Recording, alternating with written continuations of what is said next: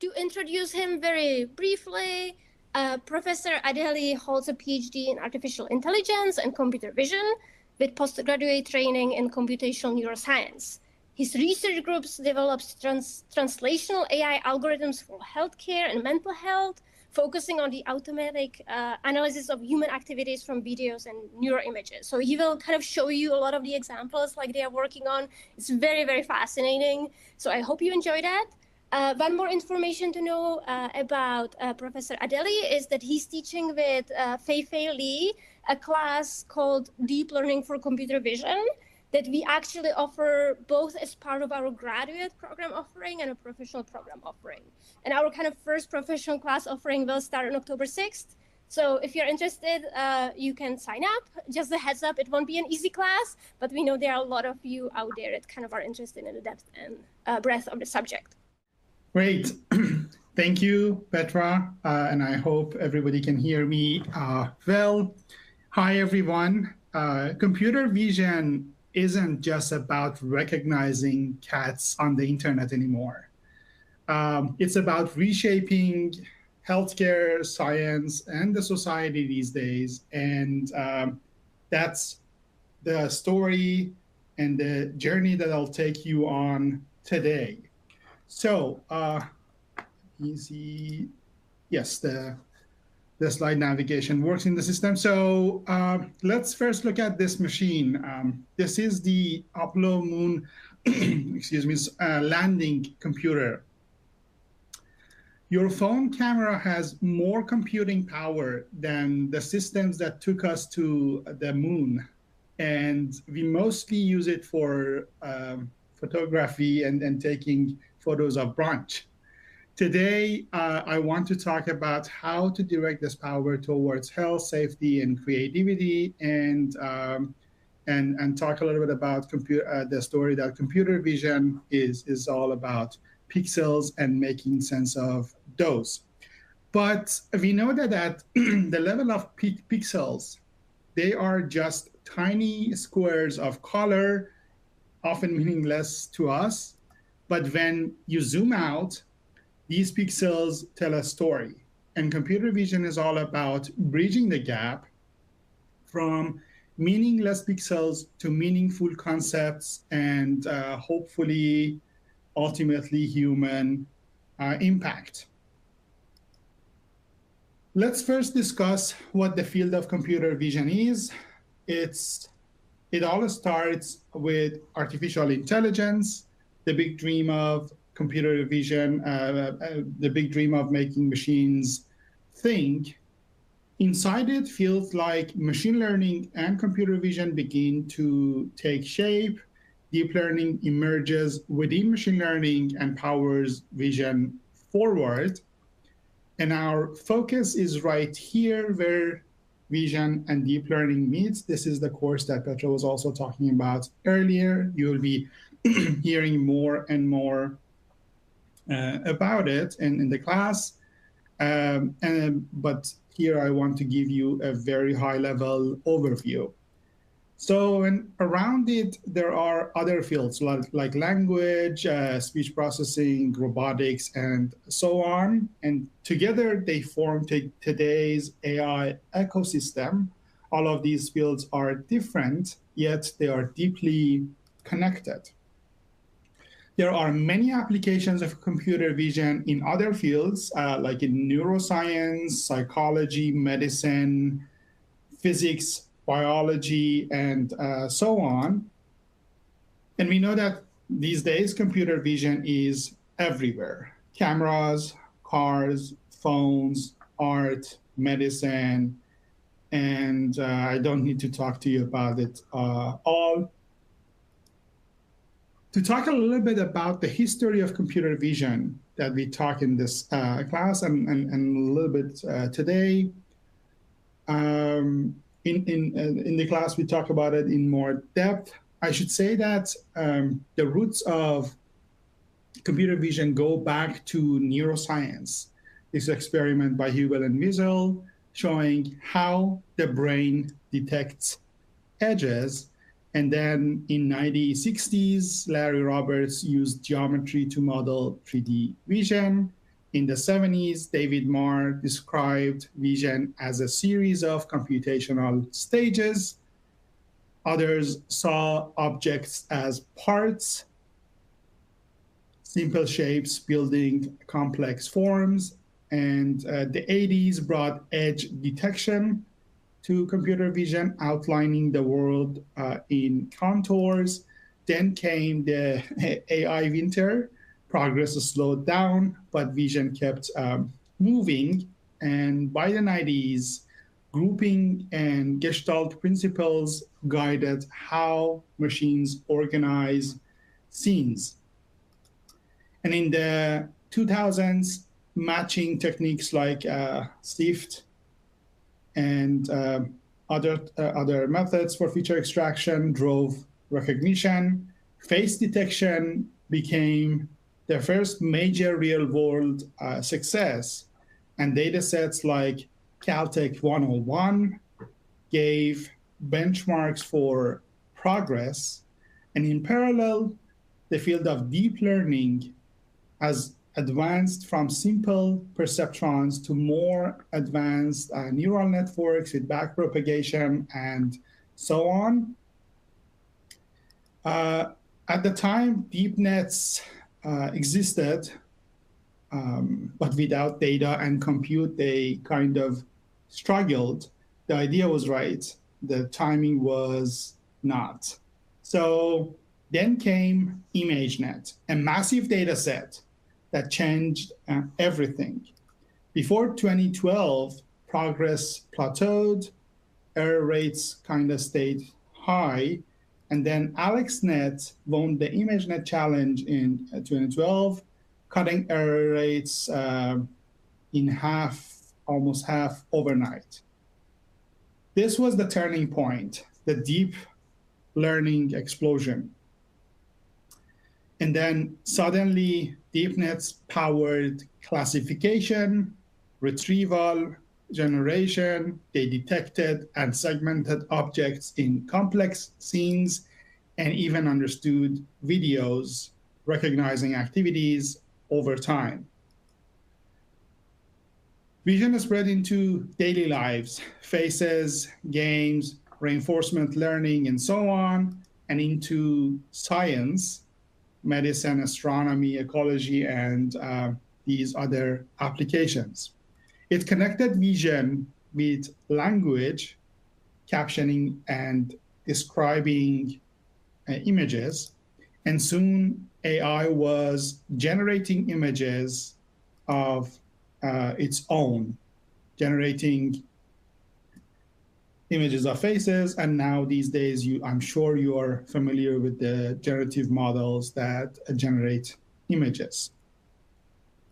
Text-to-image models created avocado chairs from words, even peaches, and AI became a tool for creativity. The engine for all of this was data, algorithms, and compute. Scaling all three unlocked the ability to solve far more problems. To understand the visual world, at the core, tasks and models feed each other.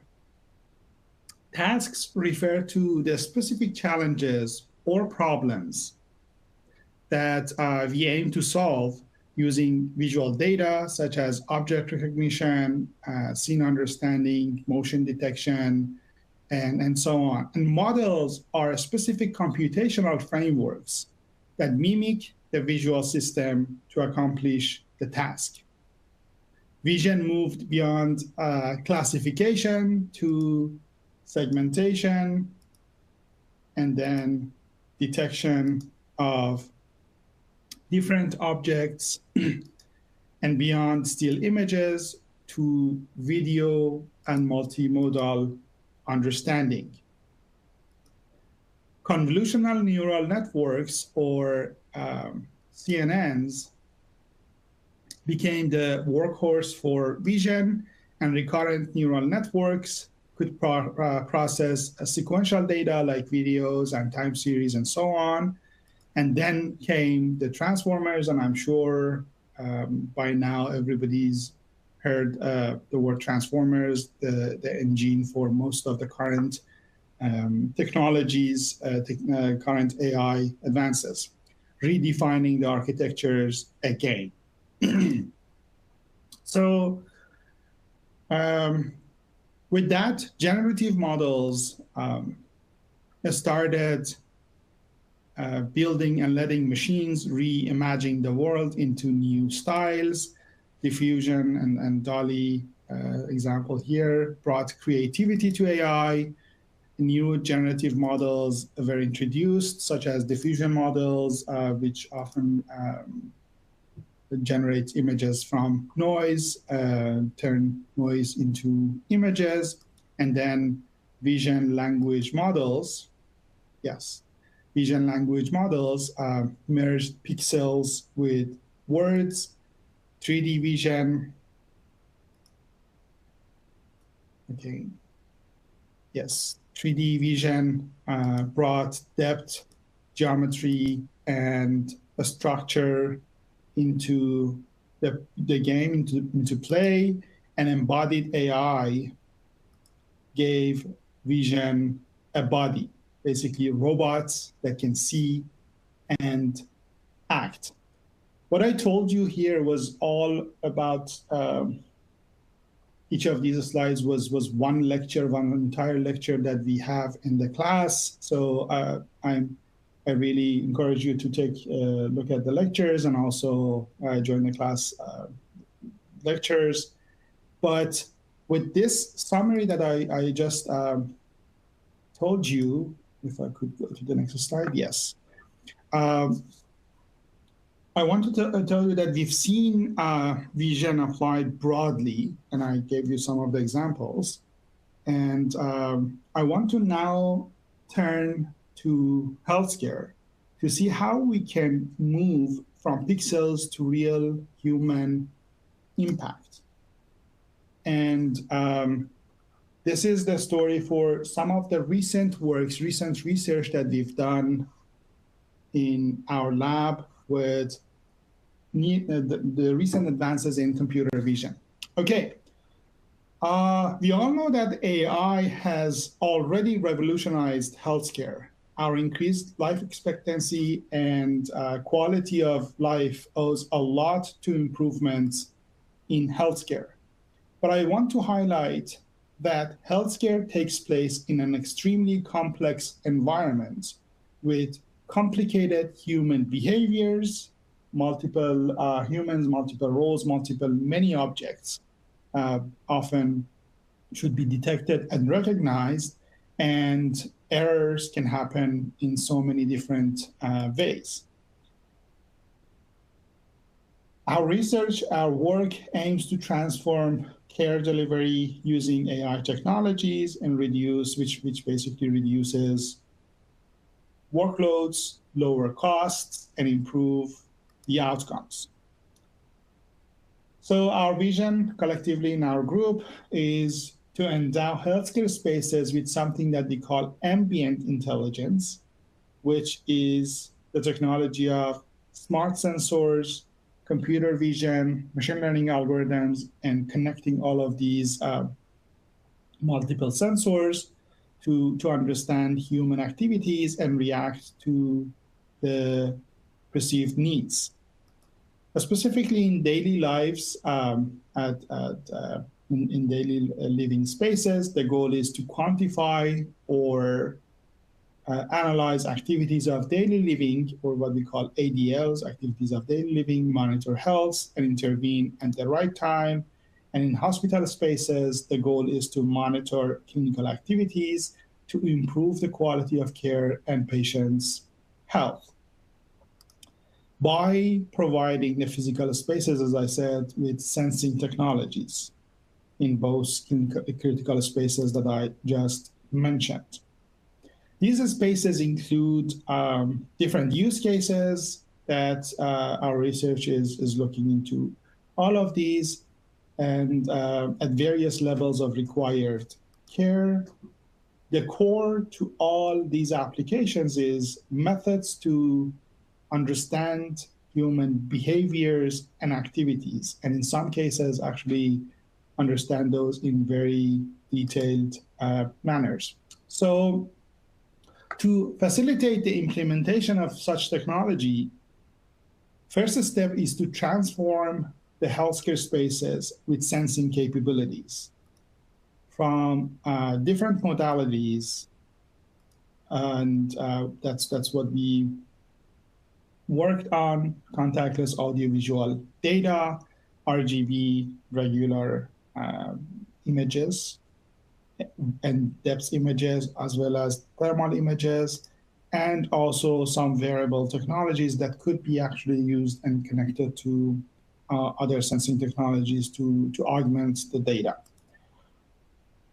The second step is to recognize the activities. And in home environments, this means identifying activities of daily living, how people are performing their activities of daily living, and often the quality of that performance is a good indicator of health. And in hospital spaces, it is all about understanding the clinical care bundles and checklists, and helping navigate through these steps of implementing and running all of these bundles and checklists in different environments in the hospital, ICU rooms, patient rooms, and so on. This shouldn't be a standalone technology. So step 3 involves integrating into the full clinical data ecosystem. And then finally, the last step is to provide timely and critical interventions when it is necessary. So with this introduction of how we are trying to tame and make use of computer vision and the new algorithms in healthcare applications, I'd like to structure the rest of the discussion into these 3 sections: a little bit about technologies for hospital care, home-based senior care, and then have a glance at topics related to privacy and AI trustworthiness, which is, I'm sure, a question in everybody's heads. So with that, let's get started with the hospital care application. We have implemented, and we are still continuing the testing of these technologies in our own hospital at Stanford, where we use sensors. We've developed sensors with custom hardware, with all the depth, RGB, and thermal sensing technologies, as well as an edge computer with a small GPU core, with some GPU cores for running some lightweight algorithms, AI algorithms at the edge. We installed 2 of these sensors on the bed foot, and you can see them here in this mock-up image. We've implemented this in 8 ICU rooms and hallways connecting those in Stanford Hospital. And this is how those images look like from the 2 cameras. This is just an example video. It's an example from the 2 cameras, as you can see here, and even before patients are in the room. So with that, you can see the thermal images, the depth images, as well as the RGB examples. And this is the sensor that we've actually used. And ultimately, this is the story of how we implemented that. We used the infrastructure within Stanford healthcare environments, in the Stanford hospitals, their secure cloud platform, HIPAA compliant with respect to all of the security measures and so on.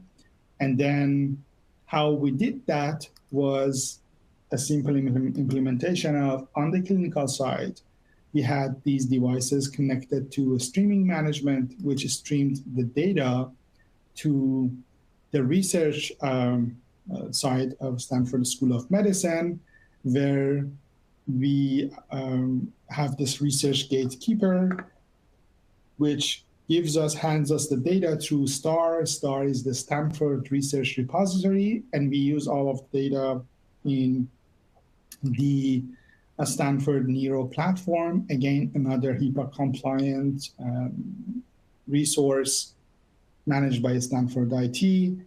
And we use that data for training algorithms and building computer vision models.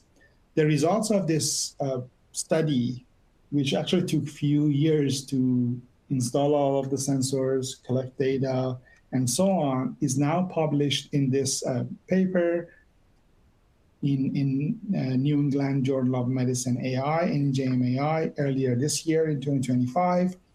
We developed Clinical Behavioral Atlas, or CBA, which was a high throughput comprehension of clinical care delivery. We use this infrastructure to enable an efficient and comprehensive understanding of these clinical care delivery activities in ICUs using ambient intelligence, and our system aim to identify situations where care delivery could be improved and provide quality improvement, as well as quite a few analytics. We did this by first identifying which care delivery bundles, checklists, and protocols could be actually detected by cameras, those that involve human physical activities. Our system was able to detect a wide range of different behaviors belonging to different categories, including activities of daily living, ADLs, diagnostic procedures, therapeutic interventions, and a lot of preventative measures. These activities span a broad spectrum of clinical categories, and I'll be talking and showing you some examples more. But based on this list, what we did, we defined the ICU Clinical Behavioral Atlas, or CBA, which was a taxonomy of behaviors and actions that can happen in the ICU. It basically defined using a hierarchical structure in which the higher layers represented bundles, and the lower layers will show the finer actions needed to complete the higher level actions. So the hierarchies of our atlas after the bundle layer includes clinical procedures, actions, and finally a few atomic actions. An example of these is this ABCD, popular ABCD bundle, which has a few sub-procedures. Each of those are defined by having their own sub-actions, and ultimately atomic actions, the tiny sets of actions that collectively define the higher level action. In this level, we actually defined a few objects that need to be detected, actors, individuals in that area, locations where that should happen, relationship between objects and the actors, and other factors which are important for identifying the actions. So this defined a new technical problem for us because there wasn't a benchmark in this space in the computer vision world. And we called it MoMA, multi-object, multi-actor action recognition or activity parsing. And then we've worked on the computer vision side, which is the technical side, and then with the applications in the clinical world. This is just one example of a little bit of a more detailed version of the ABCDF bundle, how all of these breakdowns could lead understanding and identifying each of those higher level clinical activities. How we implemented this, as I explained earlier, the implementation of first step was implementation of the sensing capabilities. As you can see here, we installed all of those sensors. And then the second step was using the data in a completely HIPAA compliant way to train algorithms in our servers, in our cloud services managed by Stanford IT, completely secure. And then this training of the algorithms, building of the algorithms involved quite a few steps by itself. This step involved deployment of machine learning algorithms on the cloud servers and also edge devices for recognizing and understanding the clinically relevant visual concepts. And for this purpose, as I explained, we used this new algorithm that we developed, multi-actor, multi-object, multi-actor MoMA action activity parsing, which takes this entire clinical behavioral atlas, this hierarchical structure, and for each of the single activities, like the ABCDEF that I mentioned, or for example, even a simpler activity, as running a CPR activity, we've defined all of the activities, sub-activities, atomic actions, and in the lower level, all of the personnel, humans, actors that are needed, and objects involved. So as I told you, we didn't have a very good benchmark at the time for understanding the complexity of these scenes, and that's why we created this MoMA benchmark and an algorithm, which was actually published, as you can see here, in a series of papers in the NeurIPS conference, which is a top AR conference, where we created this taxonomy and task of activity parsing. We basically proposed a compositional approach to hierarchically decompose and understand human activities. And as an example, you can see the activity of dining in this this slide. This is which has a few sub-activities of taking order, serving food, and cleaning up. Each of those can be decomposed into, or they are themselves composed of a number of atomic actions, and ultimately each atomic action is further decomposed into actors, objects, attributes, and relationships. And with this, we proposed a new data set named MoMA and task of activity parsing, which decomposed a video into these three levels, and so on. Not only just on the activity side, we had this hierarchy, we had similar type of hierarchy for entities, which are actors and objects, and how each of those are defined, as well as the relationships between entities, which are static and dynamic relationships defined well. So a completely compositional and hierarchical structure in all of the domains. This led to building this data set. This is one of the examples that you can see here. This was a data set of multi-object, multi-actor relationships. So relationships could actually be in higher orders. So instead of defining regular edges between one object to like one human and so on, we defined hyper edges where each edge, each hyper edge defines one relationship, for example, being on the side of the table, player A, B, and the coach in this example. And here are several other examples. So as you can see, there are longer videos, each of those with sets of sub-activities and atomic actions defined through these graphs, activity graphs that you can see in this example here.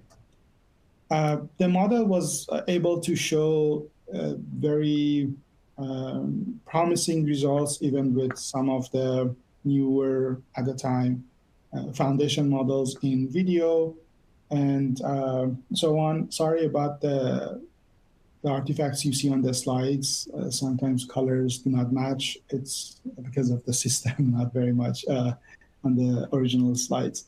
Anyways, and then ultimately with that algorithm of MOBA, we were able to detect actors, objects, their predicate relationships, and so on, and then identify the clinical activities, as you can see in this very example.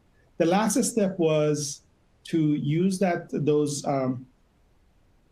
identification detections for quality improvement and maybe workflow optimization, as well as in general documentation. And that's what we've done. As I said earlier, we've tested this on data from 8 rooms for over a year of data. Each color is one patient and the data. And this is one example.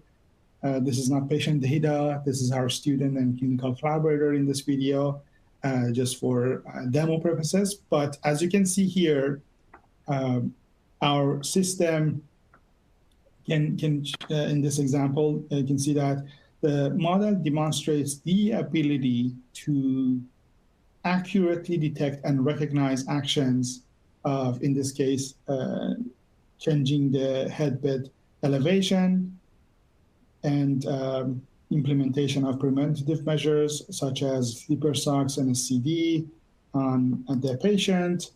And another example here, the model detects patient repositioning, as well as effectively capturing the usage of personal protective equipment by the staff. And then another example of demonstrating the ability of the system to detect the functional status of the patient. This is one of the activities of daily living and mobility that the patient has to have during the ICU stay regularly. So this led to creating this larger scale and complete descriptive analytics of patient status, in general functional status, bedside activities breakdown, and then device usages in each of the rooms, ICU rooms. And this is all done automatically without the need for any touch or active involvement. This is completely passive analysis. And then beyond that, we've been testing these algorithms for using the newer the newer models, newer foundation models to describe what's happening in the scene. Like, for example, the patient is awake and calm, or even get some clinical insight of, for example, the patient is alert and calm and potentially gets a RASS score, which is a sedation score of 0, which means the patient is calm and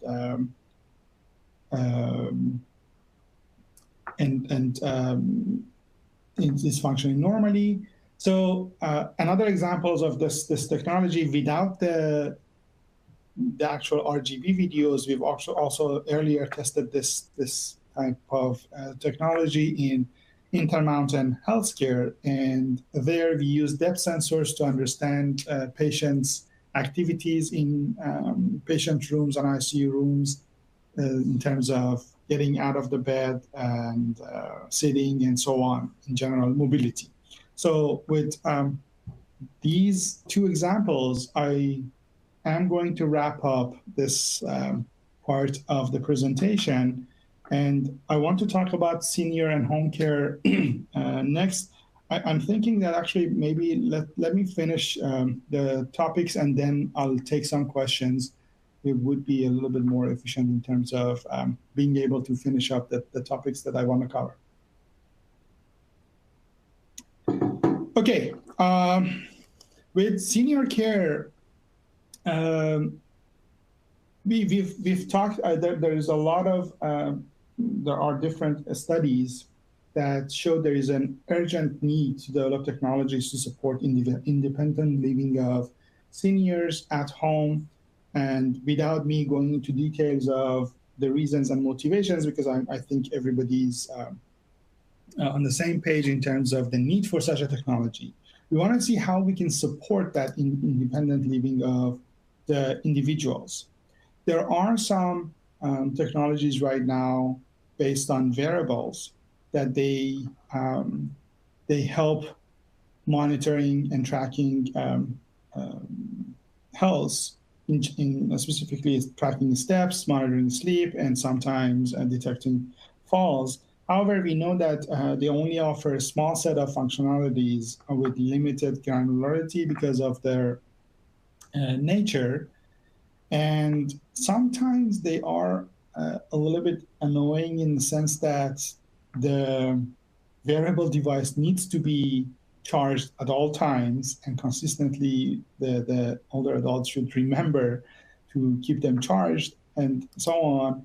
And that's why we again looked into computer vision to the rescue, and bringing computer vision algorithms to be used in these settings. And we have this demonstrated that our system can recognize a broad range of activities of daily living, spanning from mobility, infection, sleep, diet, and so on, with these types of algorithms. And beyond that, I'll give you a little bit more of interesting examples as well, how to even gain clinical insight into the individual's health. So with computer vision systems, we would be able to build this continuous monitoring and create alerts, proactive health risk detections, and basically intervene at the right time to delay the assisted living needs. And to do that, again, we've looked at our collaborators. Beyond this slide, we have a few other collaborators as well, where we installed our computer vision sensors and started by looking at saying if we are able to start with long-term descriptive analysis of these daily living activities. The first one, we showcased that the system has the potential to detect severe fever and monitor respiratory rates using depth and also thermal sensors. Then our system, with all of the papers cited here, we've shown system can understand the mobility status of seniors, and offer detailed gait analysis. And our system can track seniors' sleeping patterns and detect deviations from normality. So the sleep monitoring here is different from what those wearables can do, but this is more about activities and nighttime activities and so on. And then finally, the system can provide information about dietary activities such as eating and drinking, as well as assessing the levels of independence based on the way the seniors are doing their own activities of daily living. One of the examples that I want to highlight here, and it's an ongoing research, the papers are either under review or will be out very soon, is one very core clinical application that we are looking into, trying to use computer vision to detect some symptoms. They're called NPS, neuropsychiatric symptoms, that are known to be early indicators of dementia and Alzheimer's disease. If you look at these 5 stages of the disease, Alzheimer's disease and mild cognitive impairment, some of these symptoms start showing up in early stages, even before the preclinical stages of Alzheimer's disease and dementia. So this is actually being a promising finding by other researchers that we've used as clinical motivation to identify these behaviors using computer vision and use them as early indicators of dementia through continuous assessment of these symptoms of MPS and then summarizing those behaviors and behavioral changes in clinical interfaces, in clinician interfaces, as you can see on the slide, and turn that into a low-cost way of understanding human behaviors at home, seniors' behaviors at home. And that's basically one thing that has not been done before. Even clinicians cannot rely very much on the actual self-reports, because behavioral changes are things that people often forget to report, and it's very hard to keep to remember how their behavior has changed in the past year or even beyond that, because these symptoms emerge in over few years and sometimes decades earlier than the onset of dementia. Anyways, with that, we've created a study design. We use the same type of sensors, and there we started by looking at some of the clinical measurements. Like, for example, we started with telephone interview of cognitive status, and then after the individuals are enrolled, we do a few questionnaires: neuropsychiatric inventory questionnaire, mild behavioral impairment checklist, and apathy evaluation scale. And on a weekly basis, we run the self-assessment mannequin as well to see their moods and behaviors in general. This is an ongoing study. The papers will be out soon. But if you want to hear a little bit more about this or read about more about this study, you can look at this Stanford Momentum article, also published in Stanford HAI, which talks about ambient intelligence human impact, and everything that I'm talking about there, and you will see in that article, is about the use of computer vision for building and creating this human impact. Anyways, this is one of the examples of the video. Again, for privacy, I'm showing only the stick figures, as you can see. This is an example of a family member helping the senior doing their daily exercises. So identifying and understanding these and creating these diaries of daily living for individuals, for seniors, have been actually very helpful in understanding different symptoms. One of those was, for example, depression. Individuals, this is an example of two individuals with high depression, one having a lot of spending a lot of time at the bed during the daytime, and the other one switching between walking and sitting, and showing a little bit of agitation in general during the day. So this has been an interesting window, a new window into daily lives that can actually serve as a vital signs monitor of behavior, something that we actually didn't have yesterday.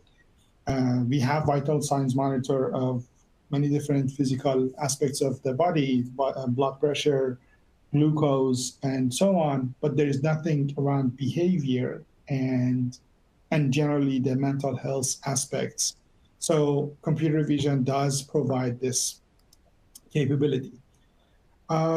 With that, this was the story around how this technology could be used for home-based understanding of behaviors and activities. And I'm sure every single one of you is now thinking about privacy and should I trust AI and so on. And that's actually a very valid question.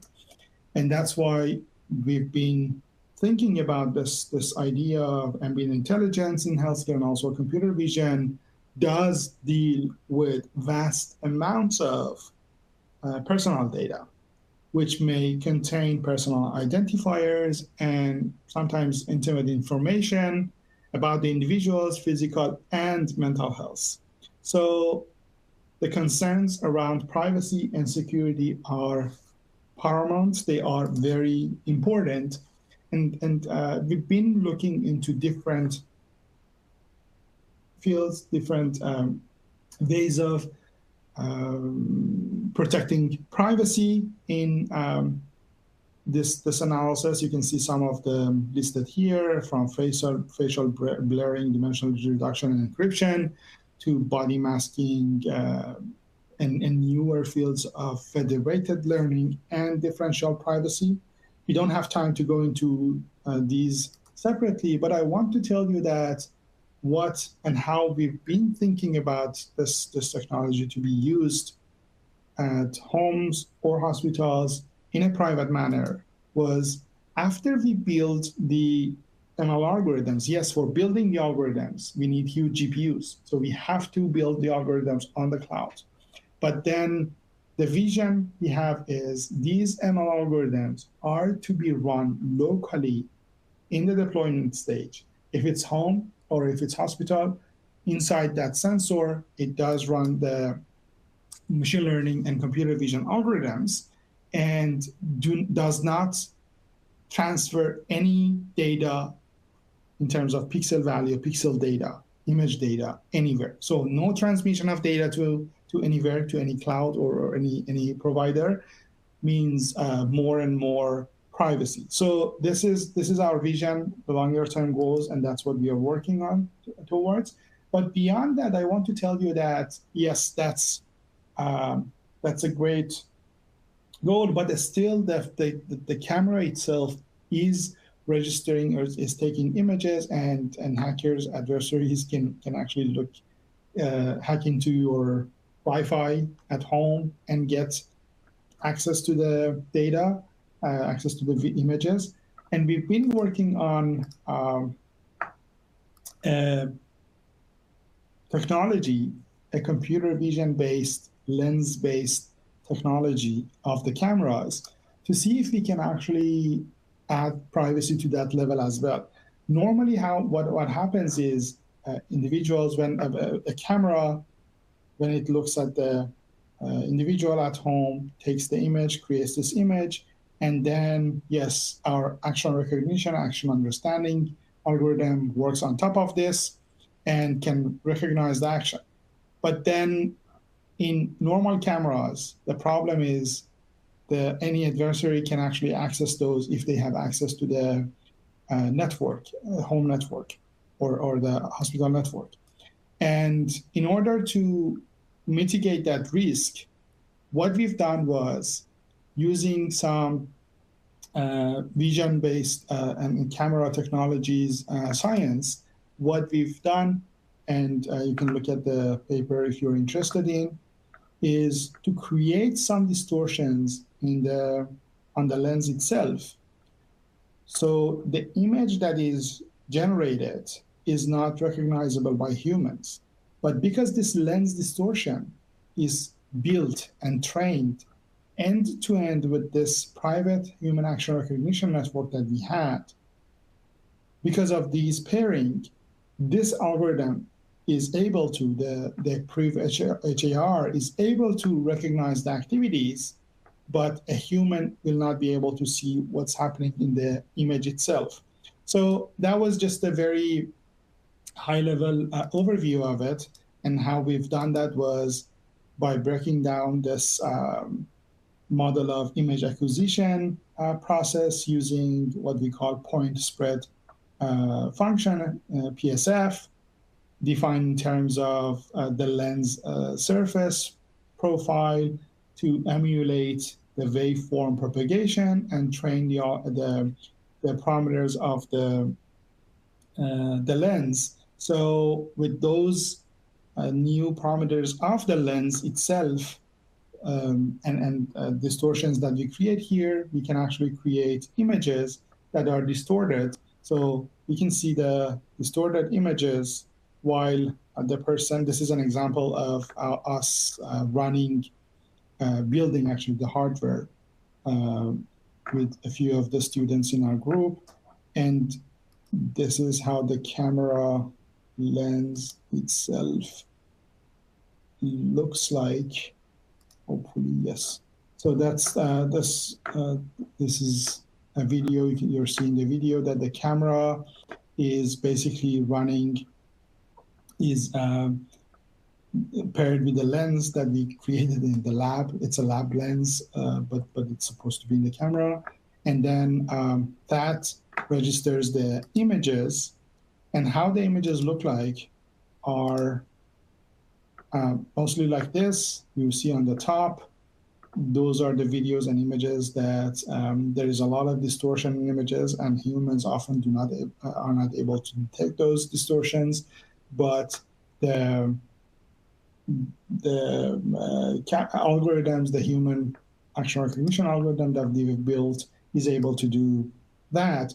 Anyways, ultimately, I also want to highlight that we've also published an article in Lancet Digital Health a few years back, and we've had thorough discussions around ethical aspects and ethical issues of these AI algorithms to run at home or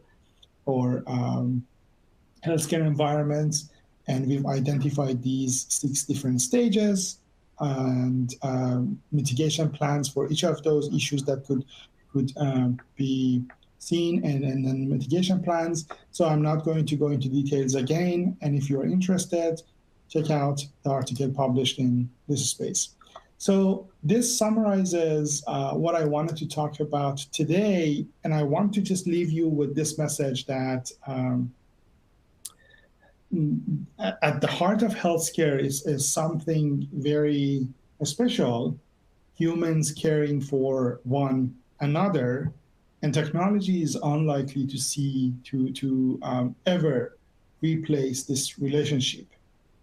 But what we believe is that it has the potential to greatly enhance it. And computer vision can help with this quite a lot. And then I'll stop here. If you have any questions, I would be happy to answer.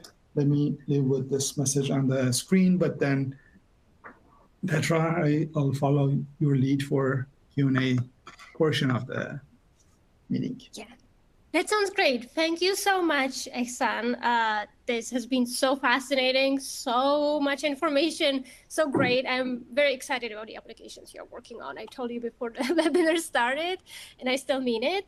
We got a lot of great questions, so let me try to pick few. I know we will not get to all of them, but let me try to pick a few of the interesting ones. So, Ehsan, if you had to pick some of kind of the biggest challenges in translating the computer vision data, the pixels, kind of the information you get from the sensors into the real world value, like what would you mention is like one of the biggest challenges in your work? So that's a great question. So many, especially with the recent advances in AI and all of the models that in daily lives, we actually use them very much similar to search engines now. And with all of these models, you can see that they are very much capable in identifying, recognizing objects, and sometimes even describing what's happening in an image or in a scene. But then when it comes to real life applications and human impact, connecting the dots is a huge problem. Like, for example, getting into a healthcare system to be able to use the data and build models on top of that data, or even use one of these off-the-shelf models, and transferring the data to the secure servers and so on has been extremely challenging. I want to go back to the slide that I talked about the architecture of our infrastructure and how we built all of this with involving people on the clinical side, having a system for the clinical and research side to talk to each other. So if this is to be an implementation for say a product, then building all of these steps is going to be even harder. In our case, it was all internal. Stanford Healthcare on one side, Stanford Medicine on the other side, and everything was secure because we had this cloud infrastructure. When it comes to working with large healthcare systems, this is the major challenge that I'm seeing with the real human impact, human level impact that algorithms could have. So basically, we have very good advances in computer vision, and algorithms and architectures are are there, but then making use of them because of all of these challenges in the infrastructures is one major bottleneck. The other one is all of these algorithms that we're talking about, they use huge amounts of processing at this stage. So yes, ChatGPT, Gemini, and all of these can do great detections, but they can do it with huge amounts of GPUs on GCP or on Google or OpenAI's clouds, not very much on at homes. So security is a challenge, and minimizing the need for these amounts of compute is the other thing that can definitely help. Thank you so much. Just to give you a sense of kind of the types of questions that are coming up, but then I will have kind of like the final one. People are very interested to learn more about kind of the privacy aspects, also kind of the technical aspects, like what architectures the models are. And I also see some people kind of being really interested, like when will I see kind of my grandpa being kind of taken care of and like cared for, like using these systems. So just to give you a sense, you can also comment on this. Or you can choose this question, which is kind of about the next big breakthrough, or kind of like, what would you love to see in kind of your lifetime to happen, or what do you foresee to happen in the next few years? So I gave you a few options, kind of like how you can wrap this webinar. So maybe pick your favorite one. And yeah, all of these great questions. I think on the privacy aspect, I tried to touch on some of the topics, but if you're interested, I would recommend looking at the papers that I cited. There are so many other interesting papers too, and research works. So on that topic, I won't probably go into too much detail other than being able to bring those algorithms to the edge is probably going to be a solution. That's the time that you can make sure the data is not leaving your house or the hospital. And in those cases, at least the pixel level data. In that case, you can say there is enough ease of mind and trustworthiness in the algorithms that can be used in home environments. But then when it comes to when we see these technologies to be used in home environments, this is going to be very different, probably nation by nation, neighborhood by neighborhood, and even individuals themselves. Some people are not comfortable being seen by cameras, even if the data is not leaving their house, and some people are. And in some cases, especially with dementia care that I mentioned as one clinical application, I think it is probably going to be one of the earlier applications because that's the most vulnerable population who can significantly benefit from these types of technologies for more of independent living applications, independent living purposes. So when that's going to happen, it's very hard to answer. The level of trustworthiness of these algorithms, at the same time, the relationship between companies, insurance companies, and individuals defines this. That's why I think the healthcare system plays an important role here when to adopt these types of technologies, and how to actually use the data. If people are not comfortable or they do not trust their healthcare system, they won't adopt such a technology. But in other countries that they do, there is a different answer probably I would provide in terms of timelines. But beyond all of this, I want to go to the last question that you asked, what is the next big thing? I want to say that most of the technologies that you see right now, AI technologies, AI frameworks, what we actually call AI these days in pop culture is mostly what Fei refers to as linguistic intelligence. So it's all about the language itself. It's understanding and reasoning in the language space. There are far fewer reasoning examples, there are actually almost none, that you can see that these AI models, they reason in the pixel space. They can understand the interactions of the objects or humans, human intentions or intuitions in videos and images. And this will require deeper understanding of physical spaces and physical interactions between individuals. And this is, again, what is referred to, and Feifei talks about it quite often, spatial intelligence and understanding spaces, understanding physical interactions, and so on.